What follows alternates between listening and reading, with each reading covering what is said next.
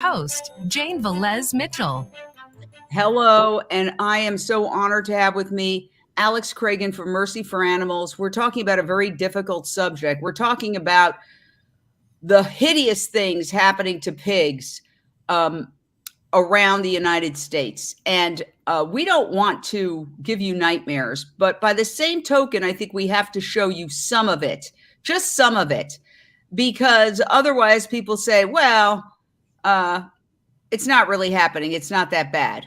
Okay. These are pig gestation crates, and pig gestation crates are the standard operating way that pigs are kept in the United States.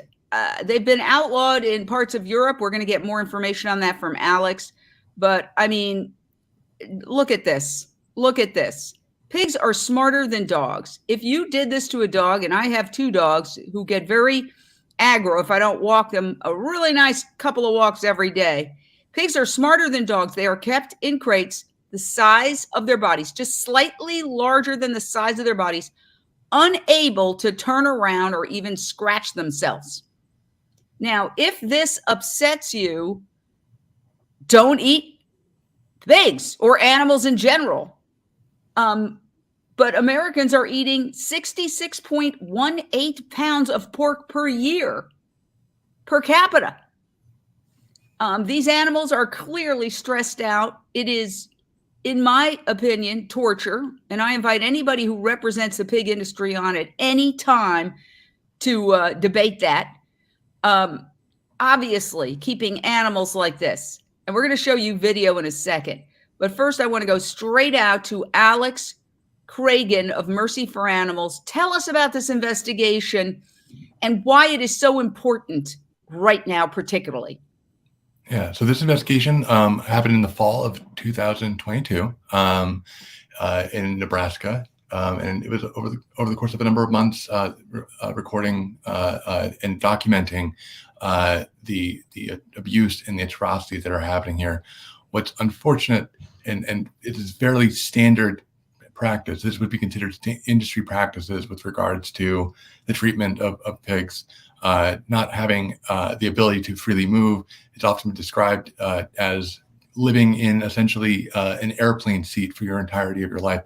Many mother pigs spend most of their lives in these types of facilities. And what we are asking at Mercy for Animals, whose mission is to end industrial animal agriculture, is for a better to make meaningful change with regard to how these animals are being treated. They are intelligent social beings, and they deserve the dignity of at least being able to go and engage in natural behaviors, as well as, more importantly, being able to enjoy some semblance of life. This is not any sort of quality of life. I was absolutely horrified and shocked when I saw these videos, but I also know that this is fairly, again, standard activities with regards to the industry. It's standard operating procedure. I mean, I wasn't shocked. Every time I get another video, I know exactly what I'm going to see. I'm going to see another one of these. It's torture. Mm-hmm. Okay, I invite anybody on. Come on this show and tell me this is not torture, and we'll debate it. And, it's the stuff of nightmares. I'll tell you, I didn't really want to download this video and have to edit it and upload it because it really upsets me. And that's part of the problem. People say, I don't want to see it. Don't show me. I don't want to look. Well, if you can't even look, then how can you eat? I was in the supermarket yesterday and I saw people with bacon in their carts, and I wanted to go up to them and say, do you know the torture that's involved in producing that product when there is this? This is vegan bacon. Okay, there's numerous products like it. And I can tell you that I don't even know what bacon tastes like, to be honest with you, but people say it's delicious. It's got zero cholesterol. It's also not cancer causing. According to the World Health Organization, processed meat, which includes bacon, which includes hot dogs from pigs, which includes deli slices, is officially cancer causing. Mm-hmm. So if there is this alternative, why people feel compelled compelled to go and purchase something that is the result of such cruelty, it truly blows my mind. We've got Nilofar in Dallas, Texas. Your question or thought for our guest from Mercy for Animals. Nilofar. Thank you so much for the horrendously difficult work. PETA initiated the undercover investigations in the late 80s. So here we are about a quarter of a century later, and it's actually gotten worse regarding methods and numbers for non-human animals. In this day and age, especially in the West, most people are aware. They've seen the footage. We've talked to the public. The problem is that few people care.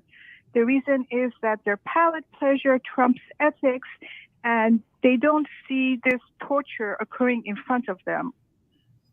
At the same time, the example we had this summer with the heat dome in so many places and the wildfires, it just wets the whiskers for what awaits us. So my question is it time for activists to risk even more in open rescue? Thank you. Excellent question. Yes, open rescue. And you know that the last two cases have resulted in acquittals, the two well-known cases of former Baywatch actress and her co-defendant, as well as those who took a couple of sick piglets out of a factory farm in Utah. The jurors said, "Why didn't you take more?" Some of them said. Oh yeah, no. The issue of open rescue it's been interesting to watch, see the impact with regards to how we're progressing that conversation as a society, and to go to some of the initial sort of question, which was like investigations, what role does that play in sort of the movement? I think there's an absolutely critical function of investigations. We are the ears and eyes of the public, and they need to be aware of these things. Or most importantly, they need to have those conversations. We as individuals who recognize the sentience and personhood of pigs need to engage in conversations with our family members, our loved ones, and meet them at their own space and be able to willing to have those conversations. Because frankly, most of the folks don't know where their food comes from. They know what bacon is. They don't know how that bacon is produced. I would say that largely the population, the people in the United States aren't aware of this, and being able to demonstrate and show them and acknowledge that something needs to be done, that there are better ways. And if the argument of animals isn't going to be convincing, you have several other ones. You have the environment. The environmental impact of industrial animal agriculture is substantial. I believe it was a study that came out recently that 75% of an individual's carbon footprint would be reduced by leaving animals off of their plate. You can talk about community health as well as the potential for zoonotic diseases. You know, there are a number of ways to address these issues by going and expanding people's horizons and thinking about the issues that they're caring about, what they're looking at, you know, and ways to address it with that central figure of food system reform.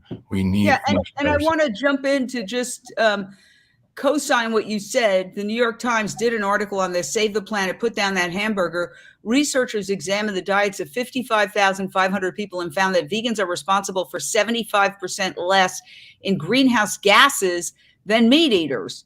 Nevertheless, this morning, while I was scanning through the New York Times, to which I have a subscription, there's an article about the best hot dogs. Okay, so they're saying that even though they do gazillion articles on climate change, that we could radically reverse climate change if everybody adopted a plant-based diet. Nevertheless, they continue to promote the very thing that is causing climate change, and the government too. This is the problem. I understand what you're saying about most people don't know. I sort of agree with the caller who says by this time you'd have to be living under a rock. I mean, this is the gazillionth investigation, and I'm very excited that this one by Mercy for Animals got mentioned in the New York Times, and we're going to get to that in a second. But, you know, willful denial, see no evil, hear no evil. I think that's a good part of what's going on. We've got a couple of other callers. Michael in Los Angeles, your question or thought for Alex Cragen of Mercy for Animals. Yes, hi. Thank you, Alex, for all the work you've been doing. My question is, I've heard in the news that there's been several challenges to the legality of Prop 12, especially in regards to how it's going to be implemented in California from the animal agriculture industry. Also, what's the next step forward after Prop 12 as far as the next goal we're trying to achieve? Thank you. No, that's a good question. So with regards to Prop 12, I know there's at least one more ongoing litigation, and the door isn't fully closed if you look at the Supreme Court ruling. However, Really? Go ahead. Oh, no, really? I thought that the Supreme Court ruled that they upheld Prop 12, which bans pig gestation crates for meat from pig gestation crates being sold in California. And given that California is the 5th largest economy, about to become the 4th largest economy, that would force these horrific pig gestation crates that we're looking at to be dismantled. But you're saying even with the Supreme Court decision, there is another, I mean, isn't the Supreme Court the highest court in the land? It is, but I would say that they didn't say that the issue had been closed completely. Like there's still there could be other approaches, other sort of challenges to that. The courts did uphold Prop 12, and that it still continues to be implemented in the state of California. But in terms of next steps, what the caller was asking about, I think that there are a couple of things. One, some defense work. Right now, the animal rights, animal welfare, animal advocates community has an existential crisis at hand with regards to the EATS Act. It's the Ending Agricultural Trade Suppression Act, sponsored by Senator Marshall and Congresswoman Hinson. It is currently being part of the ongoing negotiations of what they call the Farm Bill in Congress. And first thing I would urge folks to go to eatsactexposed.com, go and take action, contact your member of Congress, and urge them to oppose the EATS Act or any legislation that would restrict states from regulating on-farm activities as from being considered as part of the Farm Bill. The second thing I would say with regards to passing good policies that are beneficial for animals, the Industrial Agricultural Accountability Act, sponsored by Senator Cory Booker, as well as Representative Jim McGovern.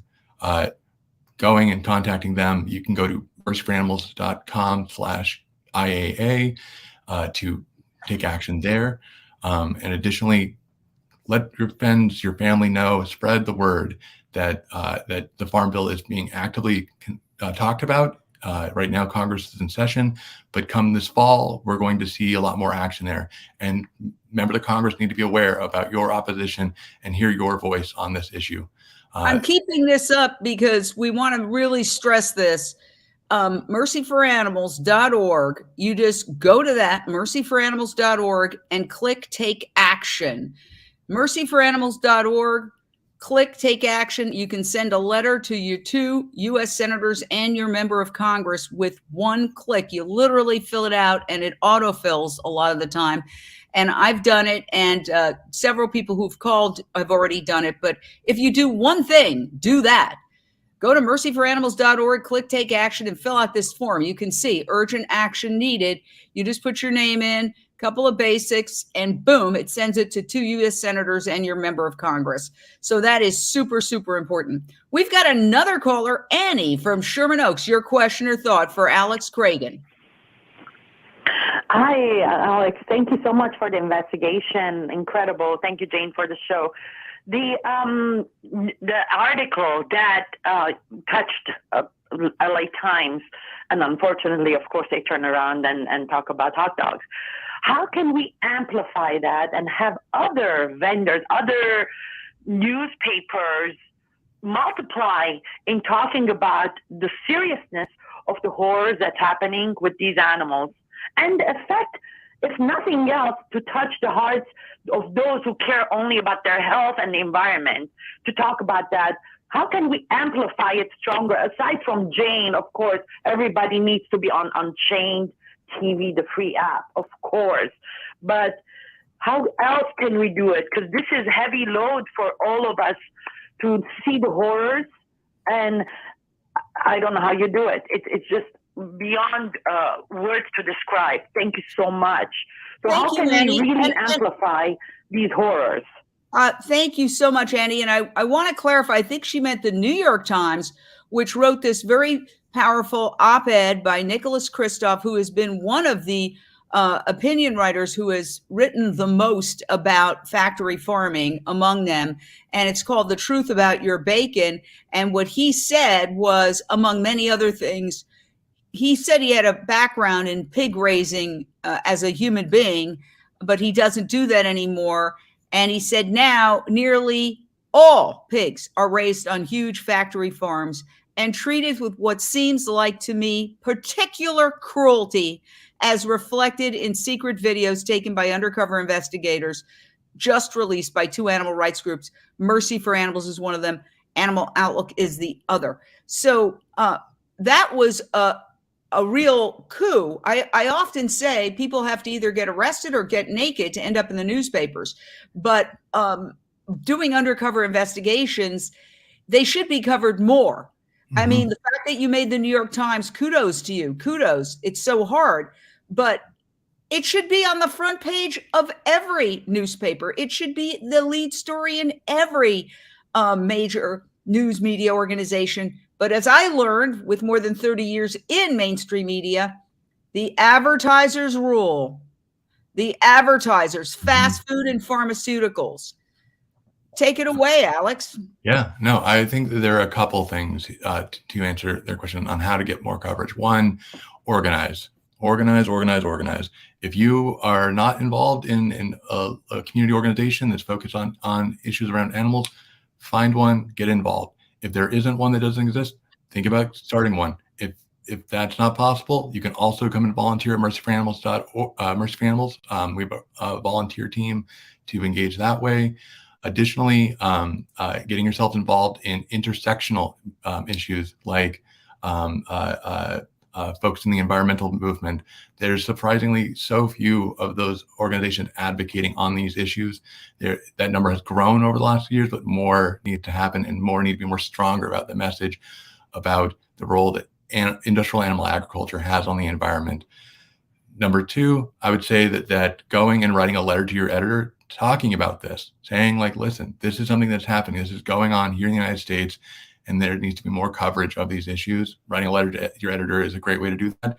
If you're a subscriber to your local newspaper or your regional or national newspaper, let them know this is something you care about. Make sure that they're made aware that you as a subscriber want to make sure that you're hearing more about these issues and getting more coverage outside of what you mentioned earlier, the more extreme examples of trying to raise and elevate this issue, or more outrageous.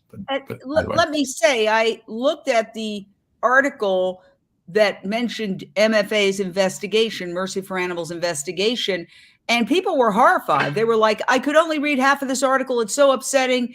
Let's face it, the New York Times is a very educated readership, but even there's a good number of people who, maintain that they have to eat these products. Even the opinion piece writer, while he may have been trying to sort of throw a bone, as it were, politically incorrect for a vegan to say, but it may have been something to get the article on that he felt the need to say that I've been grappling with how we can, provide whatever he said. Like, nobody needs to eat animals. Okay. We have people vegan from birth. I've been vegan for 28 years. Our health stats are better. I go in there and they say, what medication are you on? I'm like, I'm not on any medication. Really? Oh, well, that's why we've become a medicated society. So the idea that we're still like grappling with this issue that somehow, because he even said in the op-ed piece, well, it does provide, food for, no, there's no reason to provide this kind of food to people any more than people in certain countries have dog festivals where they feed dogs to people. And we as Americans are outraged about that. We should look in the mirror. Pigs are smarter than dogs. And we're killing 4 every, 2 seconds? Your news release said nearly 120 million hogs were slaughtered in the U.S. alone in 2021, about 4 pigs a second. 4 pigs a second. All right, we got another caller.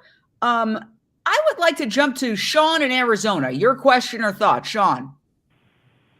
Hi. Yeah, I just have some quick thoughts about it. Just basic things and everything. I think it's pretty hypocritical and rather disgusting that you have people like, and I'm not trying to name someone, but I will, Chuck Grassley and people like that put this out there and are trying to push. These are the same people that are always pushing states' rights, but yet they don't want to respect state standards when someone else doesn't agree with them. But the legislation in California, the standards are what they are. They're supported by the California public. And if you want to sell products there, you should meet them or don't, but then don't try to change everything because something doesn't work for you. Never mind that the conditions these animals live in, like you say, they're very sensitive, they're emotional, they're intelligent, and they live in horrific conditions that are animal abusive. And frankly, the communities, if you'll notice, you don't see factory farms in wealthy areas. Why don't you?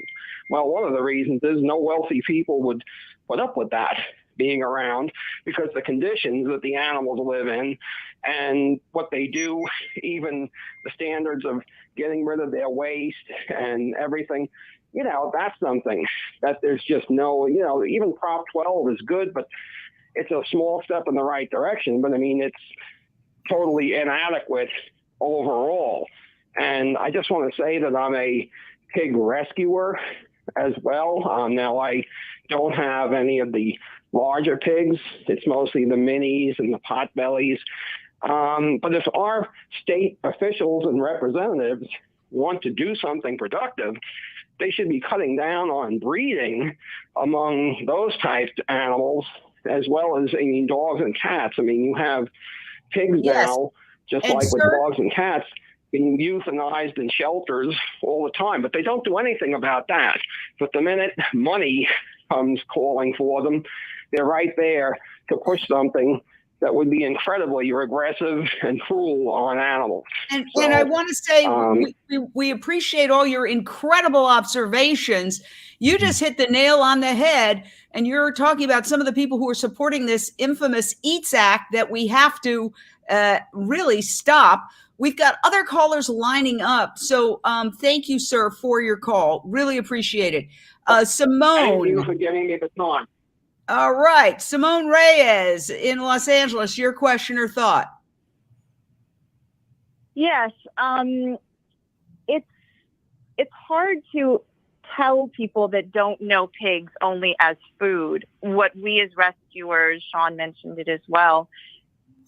And I think by watching Pig Little Lies, right, on PBS, you can get a feel of it. But unless you're truly either somebody that has their own pig as a companion animal or spends time, at one of the larger sanctuaries where you can give them belly rubs and all of this, or just watching them, it's almost impossible to explain how closely linked in emotions they are to humans.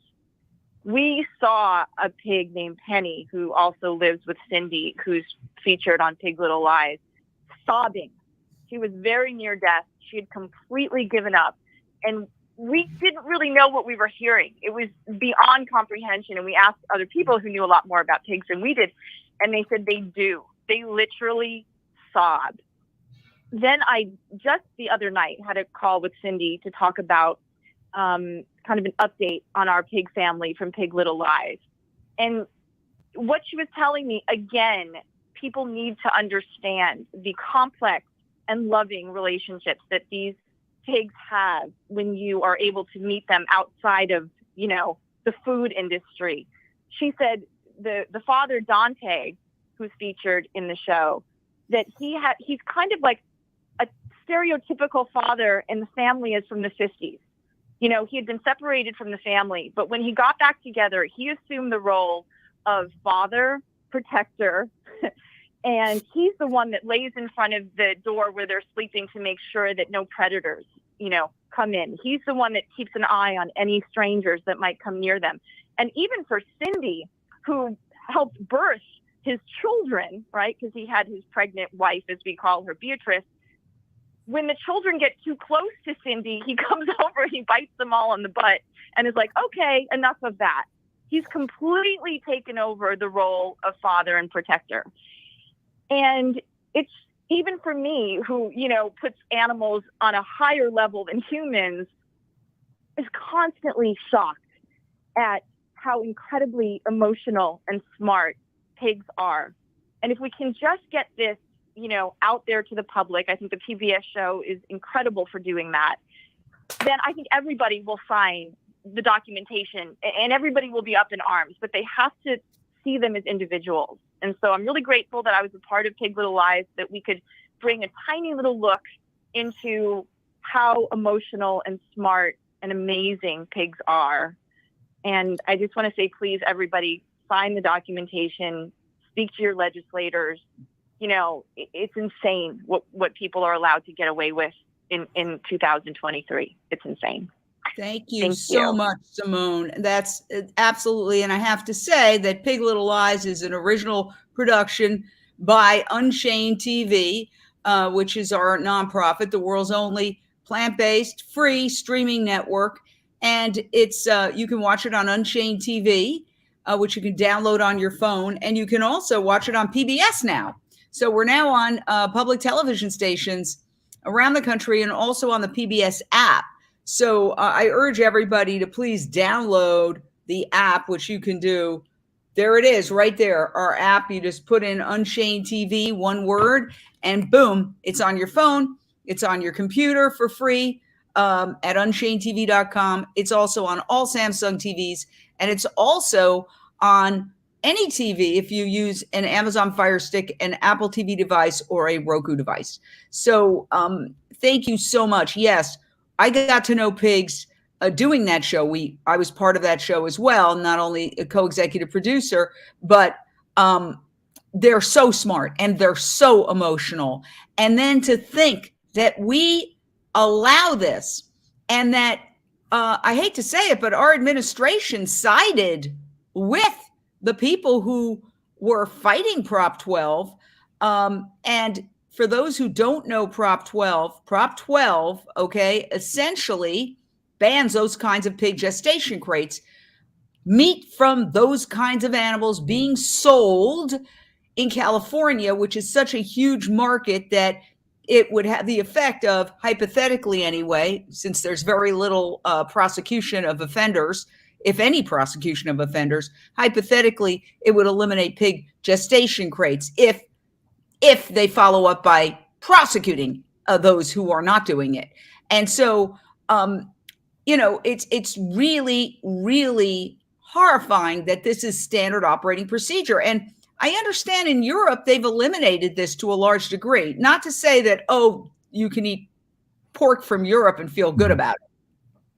Yeah, no, I was going to. Europe is much more in advance when it comes to the treatment of farmed animals than here in the United States, and I think there are a lot of policy ideas that could easily be adopted. It doesn't require the research, doesn't require as much sort of stakeholder feedback. We can solve this issue and we can make this happen.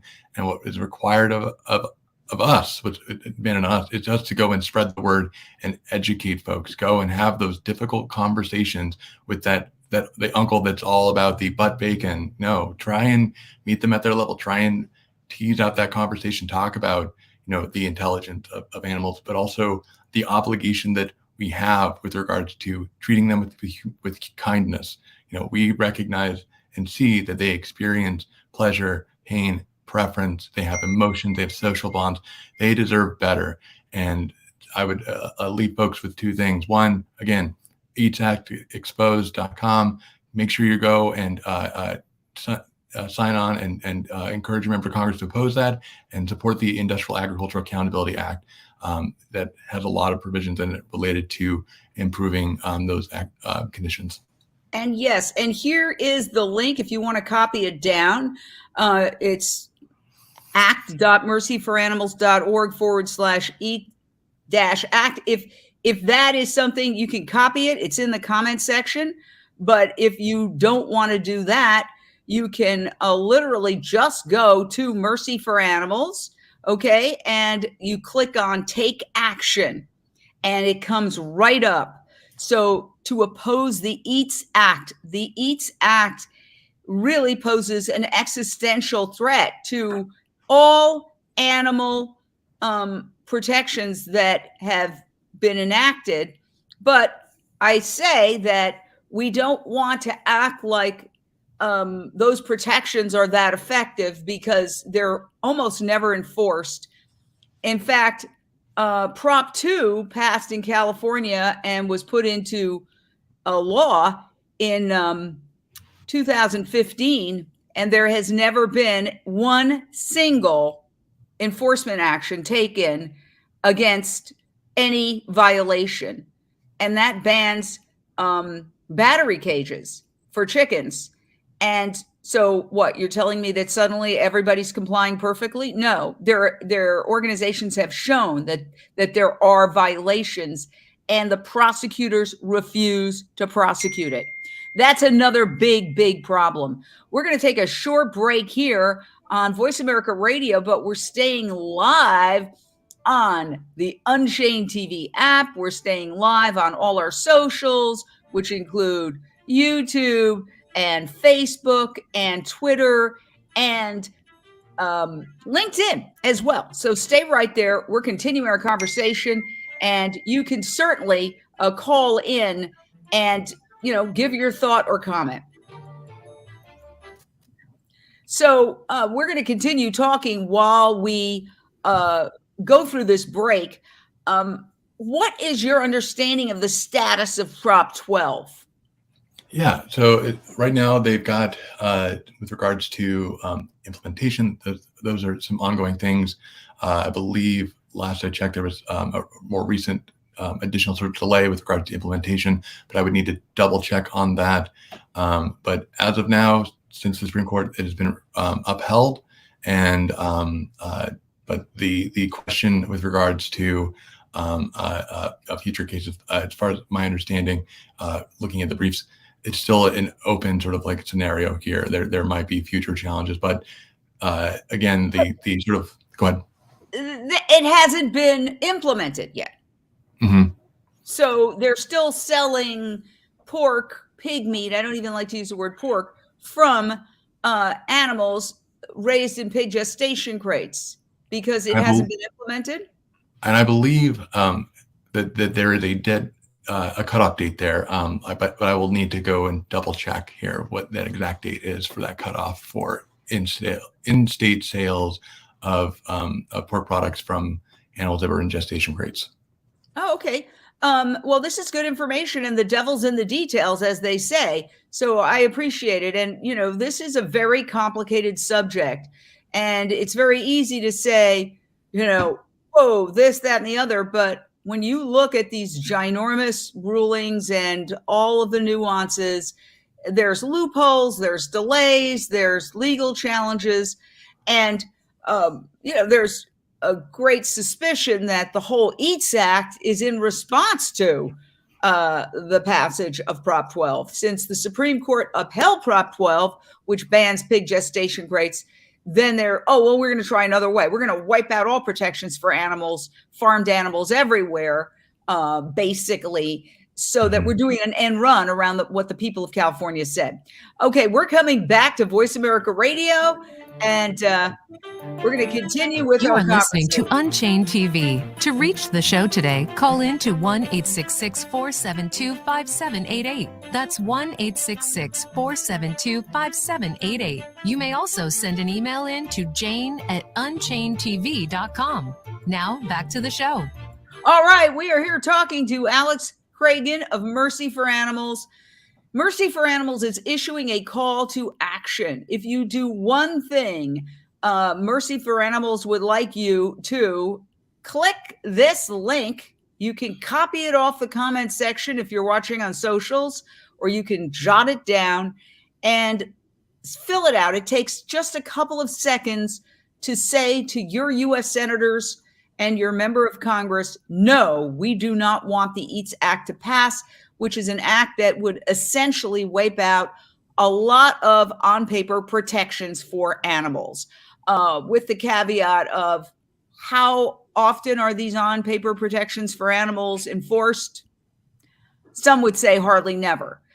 So does it give false assurance to people that there's humane meat out there? There's no such thing as humane meat. Never will be, unless it's what some would call cell-based meat. There's controversy about that, but I happen to be a big supporter of cell-based meat because people are intransigent, many of them, about their demands to eat animals. So if we can give them meat that was grown in a lab, why not? Not a perfect solution, but done beats perfect. And as Gene Bauer of Farm Sanctuary said, whatever causes the least suffering, whatever would reduce the insane amount of suffering these animals are going through.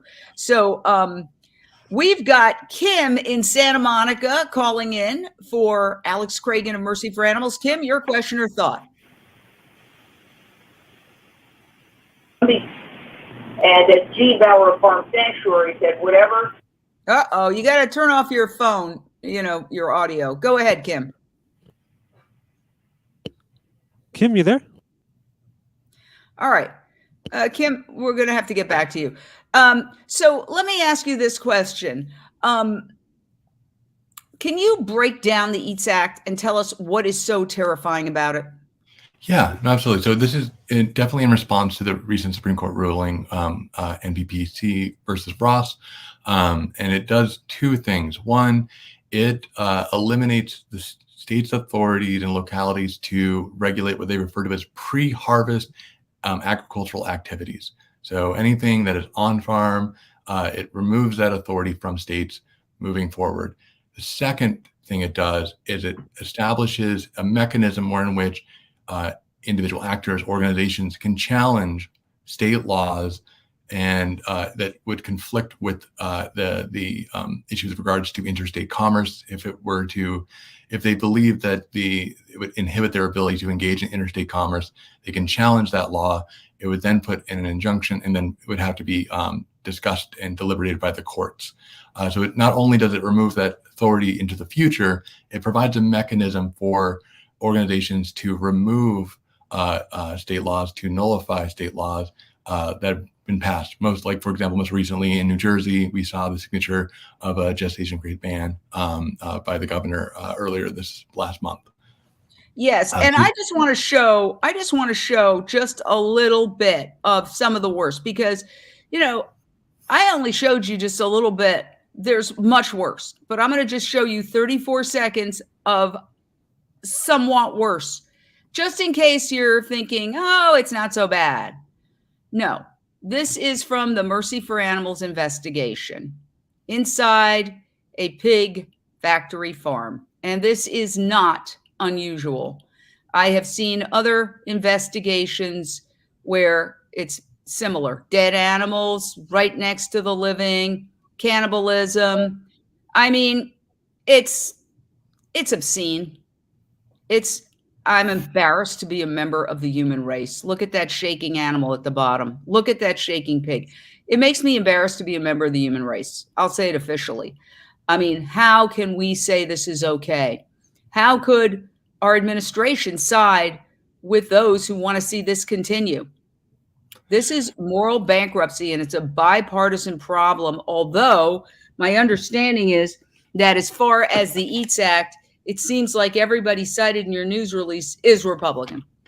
Mm-hmm. Yeah, no, it has been sponsored by Republicans. Currently, there are no Democrats. That being said, you're absolutely right. This is a bipartisan issue. There are a number of Democrats that are out there that support the continuation of the pork industry, and folks need to educate. They need to be made aware of these issues, and they need to feel the pressure of their constituency, of voters, on these issues. So making sure that they know. Go ahead. Yes, I'm going to jump in because Kim is back, and I want to give her a chance to ask her question. Kim, go ahead. Hi, I'm so sorry about that. Thank you both. Yes, that was horrifying, that video, and I agree with you, MFA and Gene Bauer. Whatever we can do to help decrease the pain and suffering. Let's do it. Now, speaking of which, I noticed we do it state to state. Like, California just recently went into effect with something that, regarding the crates that they live in. Why can't we do it like a federal thing? Why does it have to be state to state? It's so depressing to think, oh, California is helping, but then what about all the other states? Is there any way to do a more general federal type thing for the whole country? Thank you. Good question. Thank you. Yeah, no, there are a number of pieces of legislation that are focused on food system reform. There are things like the Farm System Reform Act, sponsored by Senator Cory Booker. Additionally, there is the Industrial Agricultural Accountability Act, something that Mercy for Animals is strongly advocating for as a federal reform. One of the things it would do, for example, would prohibit the continued practice of allowing for the slaughter of downed pigs. There are a number of those documented in this investigation here. We recently actually sent a letter to the president urging him to direct the USDA to ban the slaughter of downed pigs. There are not only issues related to animal treatment as well as in living conditions, but also the impact that it might have on consumers with regards to zoonotic diseases, as well as the impact that it would have on workers. So there are a number of pieces of legislation out there that I would encourage folks to engage with a member of Congress on with this upcoming farm bill. It happens once every 5 years. And so right now is the most critical sort of crux of that period where folks right now, Congress is in recess. They're holding town hall meetings. So going and asking questions there, or if you're more comfortable, reach out to us, come and volunteer with Mercy for Animals.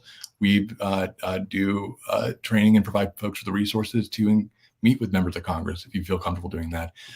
But again, I think that the first thing is opposing the EATS Act, advocating for the Industrial Agriculture Accountability Act, and organizing in your community. Get folks aware, get them motivated, get them to care about these issues, and try and engage in that longer and larger conversation.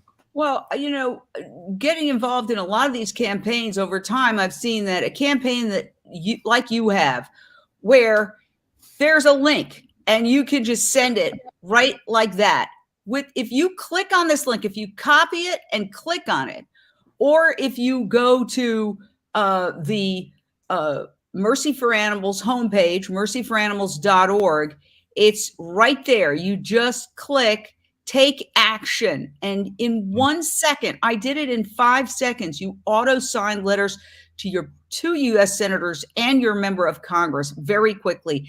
So go to mercyforanimals.org and just click on this. It's that simple. And we're getting some comments from people saying that they're doing this. But honestly, this idea that we need to talk to our neighbors, I disagree with you respectfully. There's 8 billion plus people on this planet, and we can do a lot more by talking via social media and by, like, the Unchained TV streaming network, by getting involved with a campaign like this, because there's too many people to talk to them individually. And frankly, the more you know someone, the less likely they are to take action, because they take what you say personally. And I think you've probably experienced that. I've definitely experienced that with relatives and friends, where they're taking it as a personal accusation against them. So that's why I say people get involved, get on social media, support Mercy for Animals, support Unchained TV, sign this instant letter. You're going to get a precious few number of people who are going to sit down and write an email and find out their emails of their U.S. senators. That's 1950s. Mm-hmm. This is how it has to be done. And I'm thrilled that Mercy for Animals has this one. Do you have a similar one for the Cory Booker legislation? And I'd love to know more details about the Cory Booker legislation. Yeah, so that would be the Industrial Agricultural Accountability Act, and it's mercyforanimals.org/IAA. And it does a number of things. One, with regards to the operation of CAFOs, it would create an office regarding climate and climate mitigation. A number of these CAFOs operate in areas that are impacted by climate change. So, like, for example, in North Carolina, there was that enormous hurricane and subsequent floods that impacted the waterscape and the soil in that area in the community, and caused millions of dollars in property damage. And so what this bill would do would focus on preventative work rather than simply reacting to natural disasters and compensating people. So trying to focus on that long-term goal. Additionally, it prohibits the slaughter of downed pigs or of downed animals in general. Currently, right now, there are only a handful of downed animals that are exempt from slaughter. They're euthanized primarily, but either way, it would address that issue there. And then it would also change regulations with regards to animal transport. Currently, right now, animals can be transported for up to 28 hours and even longer in some instances here in the United States without climate control, without access to food and water. It's absolutely an atrocious practice, and it's standard. If you ever drive past anyone on the freeway for a long period of time, you're going to probably encounter one of these trucks. And what this would do is it would limit animal transport to 8 hours over the course of a number of years, and have some additional funding with regards to research and how to best implement that. So again, the IAA is focused on reforming some of the major components of our food system, how animals are mistreated in that food system, and trying to make some aspect of that better. Again, I still most centralized way to do that is by not eating animals, by not engaging in that economic activity. Yes. Absolutely. And then for that additional act is to engage in that policy change, trying to get folks to wake up and to realize the sentience and personhood of animals and the value that they have as beings rather than as seen as commodities, as others. Let me just, I'm showing you video that we recorded from a typical factory farm food truck pulling up to a slaughterhouse. These animals are babies, 6 months old approximately, and they're terrified. They are, a lot of times it's the first time they've seen the sky. Okay. Imagine that. The first time you see the sky is on the ride to the slaughterhouse, because this is how they're raised. Okay. This is inside. They never see the sky. Imagine this, people. But I think that people have to know at this point. I find this whole idea that I don't know, it's absolute for a huge percentage of the population, deliberate blindness. Now, if you find this upsetting, along with telling your U.S. senators and member of Congress to sign the EATS Act, you can also go to mercyforanimals.org/IAA. And that's the Industrial Agriculture Act. Yep. Accountability Act. Yep. Okay. Industrial Accountability Act. Say it again, because I really want to get Industrial Agricultural Accountability Act. Industrial Agricultural Accountability, emphasis on the word accountability act. And so that's something else you can do. And I'm going to do that the second that we're off.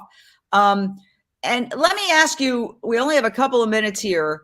Yes, somebody is seconding this. Willful ignorance and selfishness perpetuates this cruelty. Okay. First and last time pigs see the sky is on the way to the slaughterhouse. Think about that for a minute. I mean, oh my God. And it's not better for cows either. Okay. So just please think about your actions. Remember, this is a temporary experience we have on this planet. We don't know whether there's accountability on the other side. I certainly hope there is. In any case, what are the chances of these two pieces of legislation passing? First, the EATS Act, which we do not want to have passed. That's why we're asking everybody to write letters to their U.S. senator, which they can do automatically thanks to Mercy for Animals. And we're going to send it one more time. I'm going to get rid of this banner here so you could see. All you do is go to mercyforanimals.org and click Take Action. And then we want to know what are the chances of this being defeated? Because apparently they've passed it before. They've tried it before. Excuse me. They've tried it before. Yeah, no, the EATS Act has come in a variety of forms over the last couple of cycles. Initially, it was called the King Amendment, and then was rebranded as the EATS Act, and then reintroduced most recently in Congress. It's as far as regards to like likelihood of it passing, I can't say for certain. All I know is that as part of the Farm Bill process, they look at a number of different sort of standalone pieces of legislation and will take portions and pieces of that legislation and incorporate that into the larger Farm Bill. Now, our goal is to make that the EATS Act as untenable, as unpopular, as seen as not a viable policy option for Congress to put into the Farm Bill, and then subsequently going and trying to advocate for the value and the need and for the political viability of introducing things like the Industrial Agricultural Accountability Act into the Farm Bill. So that's sort of that process there. I can't say for certain the likelihood because I'm not a member of Congress. Thank goodness. All right, so you don't know, and that's okay. You don't have a crystal ball. I get it, and I appreciate you not wanting to make a reckless prediction. But what about the other act we've been talking about here, and that is the one that you can support. This is the one we want to support, mercyforanimals.org/IAA, Industrial Agricultural Accountability Act. I got it. And I'm going to go on this link as soon as I get off and sign that.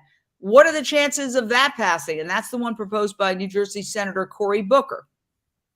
Yeah. So the piece of legislation has been endorsed by over 180 organizations, beyond not only the animal rights and animal welfare movement, but environmental organizations, public health organizations, consumer safety advocates, and beyond that. It's had a very significant sort of support within regards also to the sustainable agricultural community as well. With regard to how the likelihood of it passing or not passing, again, I'm not a member of Congress. I know that we're going and we're engaging with folks on this. We've gotten some surprising amount of positive things from members of Congress when we have our one-on-one interactions with their staffers. But until they release those first drafts, I can't say for certain. Yes, and let's just hope, because wow, disillusion we can always get. But if we defeat the EATS Act and pass the Industrial Agriculture Accountability Act, admittedly a mouthful, wow, that would be a 1-2 punch. Along with, for example, people who are doing open rescue of animals being acquitted, which has been happening more and more. In fact, National Geographic just did an entire story about open rescue and really mentioning it as a phenomenon, not demonizing it. Because if you look at a lot of local news articles, they're like, well, these people stole XYZ animal. They're calling it rescue. But now this whole concept of open rescue is getting legitimized by the New York Times and by National Geographic and by the jurors who are actually blocked from seeing the worst cruelty, but they get enough of a taste that they go, yeah, why didn't you take more? And I know that's not something Mercy for Animals involved in. You're doing very important legislative work. You've got 1 minute. What's your final thoughts? My final thoughts are, again, with regards to open rescue. I think that there's an absolute essential part of raising the awareness of individuals and going and taking action to address the severe mistreatment of animals, the sheer just inhumanity and cruelty. It is just widespread, and something needs to be done. And for me, my approach, that is a policy approach, and then there are others that are taking other approaches. I think that those people should be protected by the law, and that there should be a better process for in which folks are able to conduct these sort of procedures without having to worry about criminal prosecution. I live in my home state. They passed legislation specifically after that trial here in the state of Utah that would criminalize that activity. And again, to wrap up, I encourage folks to go to mercyforanimals.org, go and contact a member of Congress with regards to the EATS Act, contact a member of Congress with regards to the IAA, come sign up and volunteer with us. We're doing a lot of work with Congress, but also at the state level and local level. If you're interested in getting involved, we'd love to hear from you. Wow. Well, you give me hope, because when I was uploading these videos, it's heartbreaking. It takes a toll. And you imagine the investigators, the true heroes of our movement, who go undercover, risking their lives in some cases to do this, and always potentially risking their lives. But even just uploading it and looking at a few minutes, it's so depressing. There's something very fundamentally wrong with what's happening. And Americans who are still eating 66.18 pounds of pork per year per capita, please rethink that. There are other ways without engaging in this kind of cruelty. I'm going to end how I began with this, which is vegan bacon. All right. It's delicious. It's absolutely delicious. Looks like bacon. I don't know what bacon tastes like, to be honest with you, but it tastes pretty good. Looks pretty good. There's another way, people. Let's do this. Thank you so much, Mercy for Animals, for all you do. So great talking to you. We'll bring you back when this good bill passes and the bad bill is defeated. God willing. Thank you so much. See you next time on Unchained TV. Download the app now. Transform your life, and you can share all the videos right from the streaming network. Thank you very much. So